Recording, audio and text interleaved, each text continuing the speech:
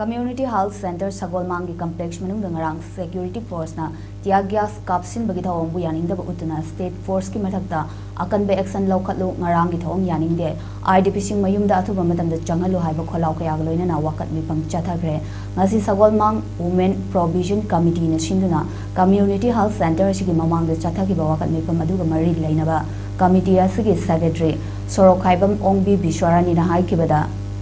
IDP singna lanjena duna mayumda hanjinba phangdana lairingai chairakta lainga asina state asida santi lairaba magum sangai festival pangthopa si yaningdae festival asi pangthokadaba lairabadi IDP singshu mayumda hanjinjarage haiduna chachabani masida state force singna ahoina na yamna tamthiba mongda full saiba amadi ana layangi mafam amasu oiba health center asida tear gas kapsin bayauna school gi mahairoi singda aki akhang pi ki bathodok singda chenaba Police personnel sing athubada dandi pigadabani amade IDP singbo athubada mayumda hanjin hangadabani haiki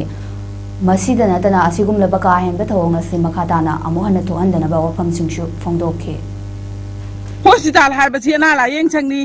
hospital si tamna tiar gas kap salibagi maram karigi no state force sing mathakta ko akan bek salawala ningi loina na school bus sida khamda ri matam du school suti tharak bagi bele ri bani school gi van school gi gari harbasi tonga na moigi Lang macu sangna tongana lady bane ba kari khangoi do no ba isa sing du pakhatana ising thana dana gano ana la yeng ba hoi san da khoi pusan jai kari gi irena phajana khoi metai ma jang akthan ma seng aktani adu ada haina da bide hekta du gumba thawong khoi ta sengna ya janing de